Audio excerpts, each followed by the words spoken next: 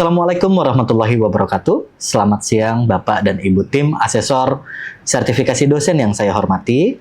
Perkenalkan, nama saya Undang Prasetya Umara SMH, salah satu dosen pengampu mata kuliah Hukum Acara Pidana pada Fakultas Hukum Universitas Muhammadiyah Tangerang atau UMT.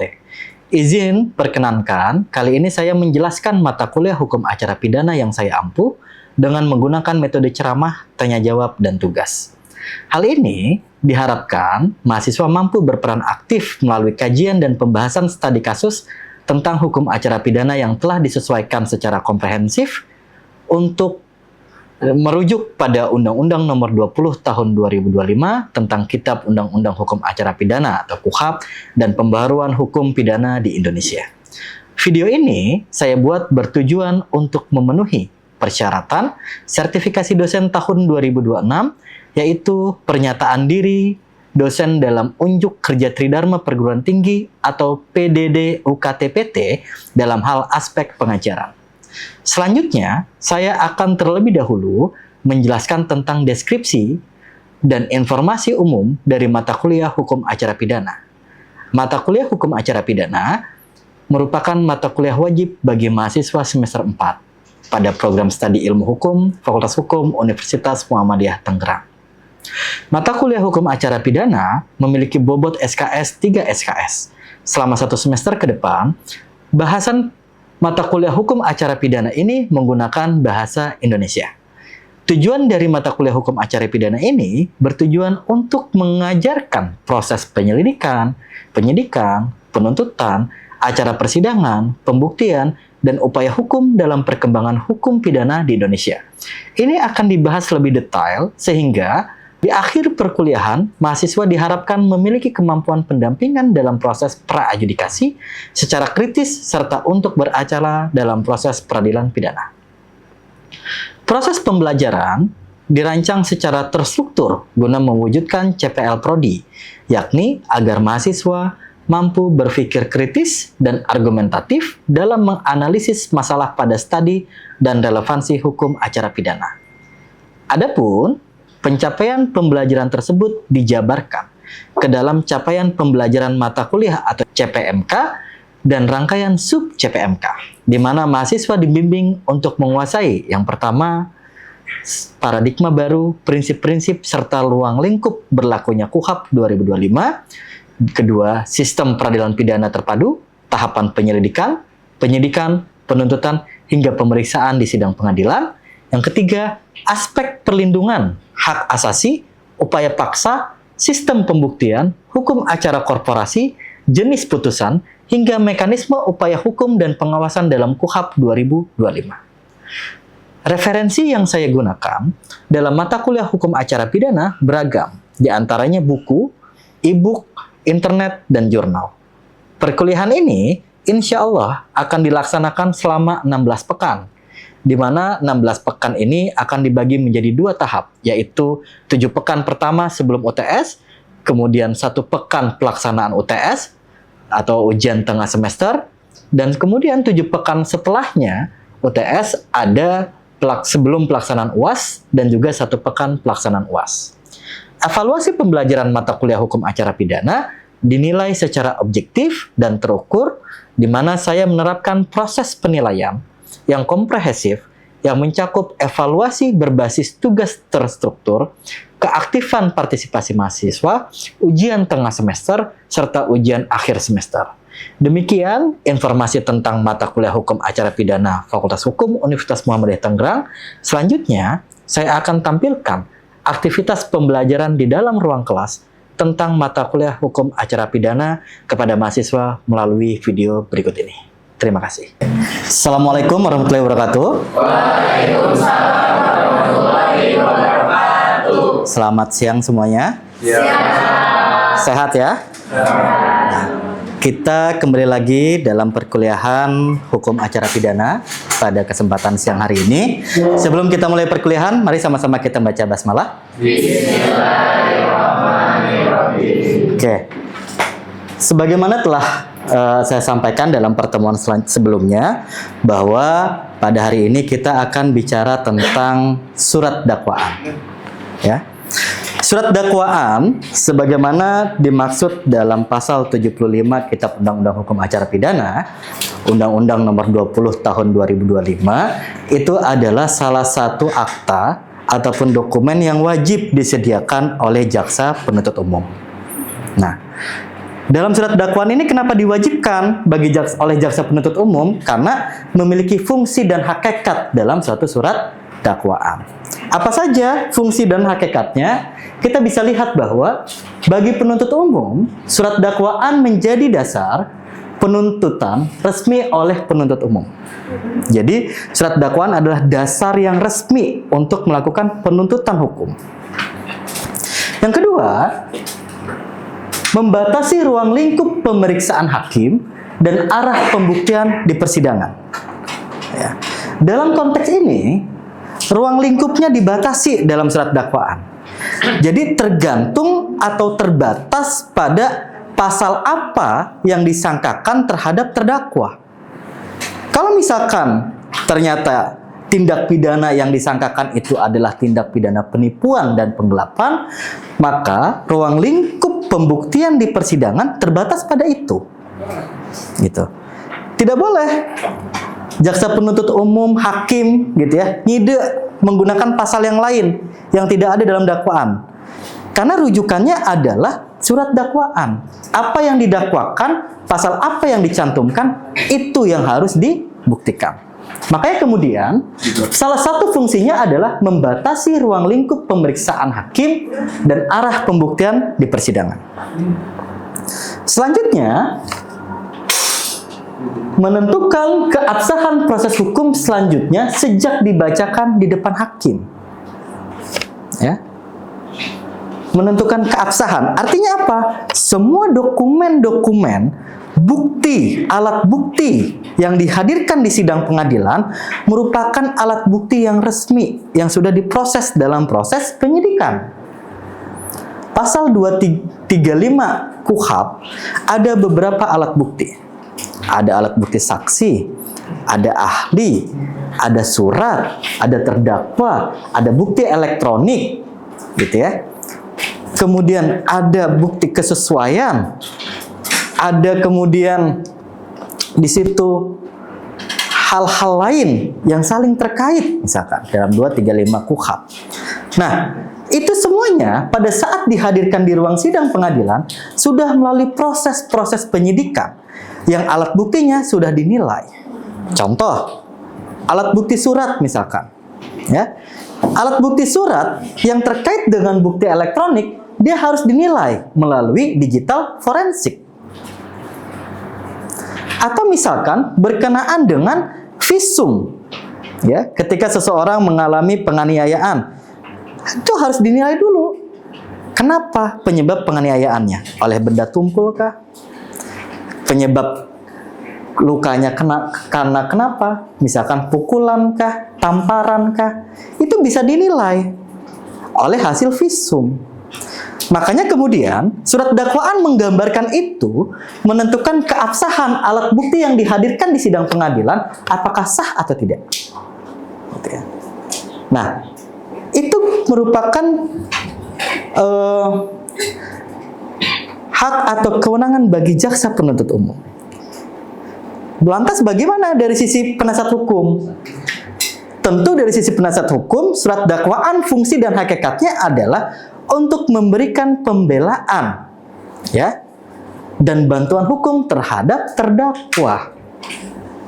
Kalau misalkan teman-teman bertanya bahwa, Pak, dia sudah menjadi terdakwa, kenapa masih harus dibela? Yang dibela bukan perbuatannya, tetapi adalah hak dia sebagai seorang terdakwa. Gitu. Bahkan ada adigium dalam hukum pidana, terdakwa, tersangka mempunyai hak untuk berbohong sepanjang kebohongannya dapat menyelamatkan dirinya dari jerat hukum. Kalau misalkan teman-teman suka nonton film Korea, film Hollywood gitu ya, pada saat ada seseorang suspek yang dianggap melakukan kejahatan, maka polisi langsung bilang, saudara punya hak untuk diam. Gitu. Saudara punya hak untuk diam. Saudara boleh berbicara sepanjang keterangan saudara dapat meringankan perbuatan saudara. Artinya apa? Yang dibela adalah haknya. Jangan sampai terdakwa sudah dihadirkan di ruang sidang, kemudian tidak diberikan hak untuk memberikan keterangan secara bebas. Makanya kemudian terdakwa dalam memberikan keterangannya tidak diambil sumpah, karena hak dia. Nah, apalagi tadi pada saat dia misalkan seorang terdakwa melakukan kejahatan pertama kali, ya, first offender, atau terdakwa masih sangat muda, young offender, atau sudah sangat tua dia melakukan kejahatan, old offender. Itu adalah salah satu alasan-alasan yang dapat meringankan terdakwa. Karena bisa jadi terdakwa hilaf dalam melakukan kejahatan. Ya, kalau misalkan dulu ada reality show atau acara di RCTI gitu ya. Kejahatan bukan karena ada niat, tetapi karena adanya kesempatan. Gitu. Jadi bisa saja seseorang karena melihat kesempatan tidak pernah dia berniat melakukan kejahatan, dia melakukan itu. Makanya tadi first offender. Orang yang melakukan pertama kali kejahatan bisa saja dia mendapatkan keringanan hukuman dari sisi itu. Nah, apalagi fungsi dan hakikat surat dakwaan? Bagi hakim, surat dakwaan adalah ya, fungsinya adalah untuk memberikan putusan pengadilan. Jadi, hakim dalam memutus suatu perkara itu rujukannya adalah surat dakwaan. Bukan tuntutan ya. Jadi surat dakwaan yang dinilai. Kalau tuntutan itu adalah proses pemeriksaan sidang pengadilan. Makanya dalam tuntutan itu isinya adalah pendahuluan gitu ya. Kemudian surat dakwaan diuraikan, dakwaan pertama, dakwaan kedua, kalau misalkan dalam bentuk alternatif atau subsidiar. Kemudian di situ ada uraian alat bukti, saksi-saksi, kemudian alat bukti yang lain, korelasinya, ada analisis yuridis namanya, ada analisis fakta namanya, gitu ya. Baru kemudian tuntutannya, berapa dia dituntut. Karena kenapa? Dalam surat dakwaan, di pasal yang disangkakan dalam surat dakwaan tidak mencantumkan berapa ancaman pidana yang khusus. Dia hanya general. Misalkan penipuan atau penggelapan, maksimal 5 tahun. Dakwaan hanya itu. Tapi dalam tuntutan lebih konkret. Diancam pidana selama 2 tahun 3 bulan. Ini yang membedakan. Makanya kemudian surat dakwaan fungsinya bagi majelis hakim adalah sebagai dasar untuk memutus suatu perkara. Ya. Nah, apakah cukup fungsi dan hakikat surat dakwaan itu? Ternyata dalam hakikatnya surat dakwaan juga bukan dilihat dari fungsi dan hakikatnya saja, tapi juga ada syarat formil dan juga syarat material dalam suatu surat dakwaan. Ada yang tahu syarat formil dan materialnya? Oke, teman-teman bawa KUHP? Nah, coba buka pasal 75 KUHP.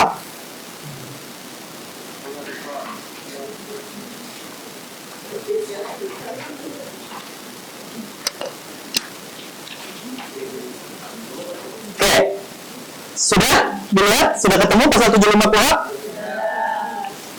Coba baca pasal 75 ayat 1 KUHP. Silakan, siapa yang bersedia? Pasal 75 ayat 1, penuntut umum melimpahkan perkara ke pengadilan negeri dengan permintaan agar mengadili perkara tersebut disertai dengan surat dakwaan dalam jangka waktu paling lama 14 hari. Oke.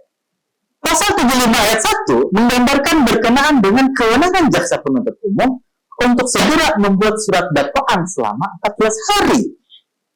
Sejak apa? Sejak menerima berkas perkara. Gitu. Jadi pada saat tahap 2, gitu ya, dari penyidik menyerahkan berkas perkara kepada jaksa penuntut umum, dalam waktu 14 hari, jaksa penuntut umum harus segera menyiapkan surat dakwaan. Nah, setelah itu apa?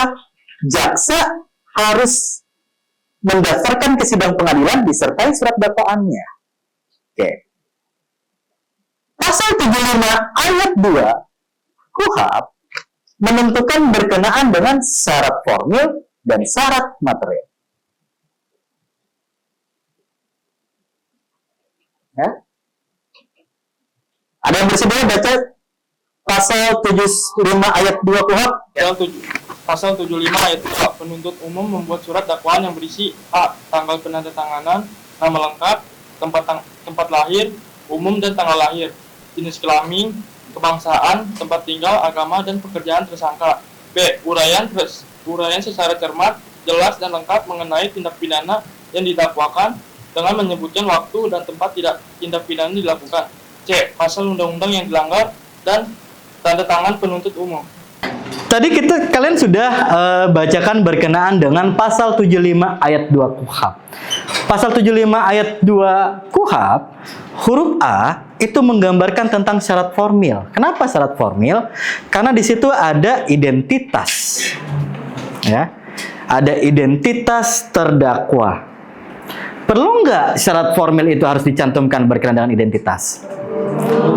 Perlu. Kenapa? Karena kalau tidak dicantumkan identitas, dikhawatirkan berbeda terdakwa yang dihadirkan dengan apa yang sudah dilakukan penyidikan. Nah, di pasal 75 ayat 2, huruf B, berkenaan dengan cermat, jelas, dan lengkap, itu merupakan syarat material dalam surat dakwaan. Jadi ada syarat formil, ada syarat material. Ya. Surat dakwaan ternyata harus cermat. Surat dakwaan harus jelas. Surat dakwaan harus lengkap. Makna cermat dalam suatu surat dakwaan itu menggambarkan tentang kecermatan jaksa penuntut umum dalam membuat suatu surat dakwaan. Misalnya, apakah dalam surat dakwaan itu perkara yang didakwakan merupakan delik aduan atau tidak? Kalau merupakan delik aduan, ada tidak orang yang melaporkan? Gitu. Ya, misalkan delik aduan itu adalah pencemaran nama baik dan fitnah. Ya. Ada seseorang gitu ya, dalam kelas misalkan menyampaikan pada kelas yang lain bahwa ada salah satu dosen hukum acara pidana misalnya begitu, dia orangnya nggak asik, ya kan? Dia disebutkanlah menjelek-jelekan, yang kemudian atas kejelekan itu menimbulkan harkat dan martabat si dosen itu tercemar, misalkan begitu. Ya, nah yang harus dipastikan adalah ada tidak si dosen itu merasa keberatan dengan kalimat itu. Misalnya, kan ada. Berarti harus ditunjukkan dengan adanya pengaduan. Gitu. Tapi kalau ternyata tidak pernah ada pengaduan karena ternyata dosen hukum acara pidana ini legowo orangnya, baik misalnya, gitu kan. Sehingga ada pencemaran-pencemaran yang katakanlah negatif tidak dihiraukan oleh dosen itu. Nah, kemudian tiba-tiba ada surat dakwaan di situ. Itu harus dipertanyakan, siapa yang melaporkan, apa legal standingnya, gitu loh.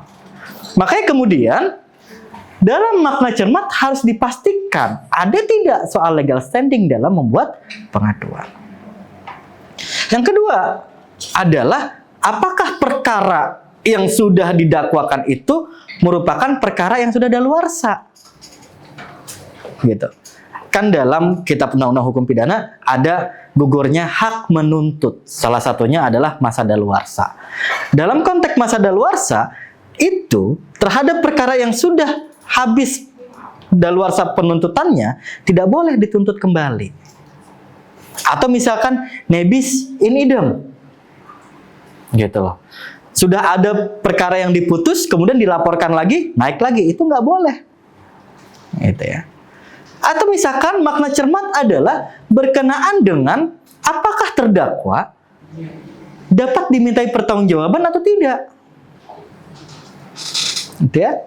Saya selalu memberikan contoh misalkan orang gila. Ya, kalian lagi jalan-jalan gitu kan, tiba-tiba dipukul pakai balok. Yang mukul nggak lari, dia cuma joget-joget di situ. Laporlah kalian. Ternyata hasil pemeriksaan dalam tingkat penyidikan, gila itu. Bebas dia. Ya, Sekalipun dipaksa naik ke pengadilan, ternyata dia punya gangguan kejiwaan, maka secara hukum tidak bisa dimintai pertanggungjawaban. Makanya makna cermat harus jelas berkenaan dengan surat dakwaan. Selain cermat tadi, harus jelas dan juga lengkap. Jaksa penuntut umum harus dapat menguraikan secara jelas dan lengkap berkenaan dengan peristiwa pidana yang terjadi. Ya. Bukan hanya terbatas pada lokus dan tempus delicti, tetapi juga bagaimana cara dia melakukan tindak pidana. Misalkan, dalam konteks tindak pidana pencurian, maka harus jelas apa barang yang dicuri. Secara spesifik. Gitu loh. Misalkan pencurian kendaraan bermotor. Ya. Bit warna merah. Harus jelas.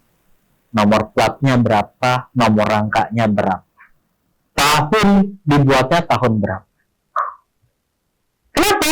Jangan sampai nanti motor itu yang jadi objek barang bukti ternyata berbeda. Makanya sering sekali ya barang bukti yang dihadirkan di sidang pengadilan berbeda dengan barang bukti yang merupakan kejahatan. Misalkan banyak dalam kasus-kasus pembunuhan, ya golok kah, pisau kah, itu seringkali berbeda. Pada saat keterangan saksi, oh saya melihatnya bukan itu. Karena misalkan goloknya lebih besar, parangnya lebih panjang. Misalkan. Yang dihadirkan pisau dapur. Itu banyak sekali. Ya. Atau misalkan kasus, misalkan polisi tembak polisi. Yang dihadirkan adalah pistolnya. Harus dipastikan. Tahun rakitannya, kemudian dilihat pelurunya, dan lain-lain. Karena harus dikonfirmasi. Makanya dalam surat dakwaan harus jelas dan harus lengkap. Sampai sini ada yang mau tanya? Saya izin bertanya Pak, untuk surat dakwaan alternatif. Dalam surat dakwaan bentuk alternatif, apakah semua pasal yang didakwakan harus dibuktikan? Oke. Tadi, pertanyaan terkait dengan apakah dalam dakwaan alternatif, gitu ya, itu harus dapat dibuktikan seluruhnya pasal yang disangkakan, gitu ya. Dalam praktek, dalam dakwaan alternatif, sekalipun dalam dakwaan itu diuraikan peristiwa pidana berkenaan dengan pasal pencurian misalkan, kemudian ataunya, karena alternatif itu selalu sandingannya adalah ataunya adalah penggelapan, maka dalam praktek, di dalam tuntutannya, biasanya cukup memilih salah satu saja. Misalkan, jaksa lebih yakin pada perbuatan yang mana nih dalam proses pembuktian di sidang pengadilan. Kalau ternyata jaksa yakin dengan tindak pidana pencurian, maka dalam tuntutannya cukup mengurai satu pasal saja pencurian dalam analisis yuridis. Tapi, kalau jaksa yakin pada perbuatan yang kedua berkenaan dengan penggelapan, maka dalam tuntutannya jaksa cukup menguraikan tentang tindak pidana penggelapannya saja. Gitu lah. Berbeda dalam subsidiar. Kalau subsidiar dalam tuntutannya diuraikan dua-duanya kedua pasal itu dalam analisis yuridis. Tapi dalam alternatif, dalam bentuk alternatif, jaksa akan memilih pasal yang paling relevan, gitu ya, yang menurut jaksa dapat dibuktikan dalam tuntutan. Saya rasa itu. Sudah cukup? Gitu. Ada lagi? Cukup? Oke? Saya rasa materi surat dakwaan sebagai awal pemeriksaan sidang pengadilan sudah cukup, gitu ya. Selanjutnya adalah tugas kelompok. Tugas kelompoknya adalah buat surat dakwaan di masing-masing kelompok, kemudian buat juga eksepsi, dikumpulkan minggu depan. Sudah jelas? Oke, kalau begitu, terima kasih atas waktunya. Mohon maaf jika dalam proses belajar mengajar ada kesalahan, kalimat ataupun kata. Saya akhiri, wabillahi taufiq wal hidayah, wassalamualaikum warahmatullahi wabarakatuh. Waalaikumsalam warahmatullahi wabarakatuh.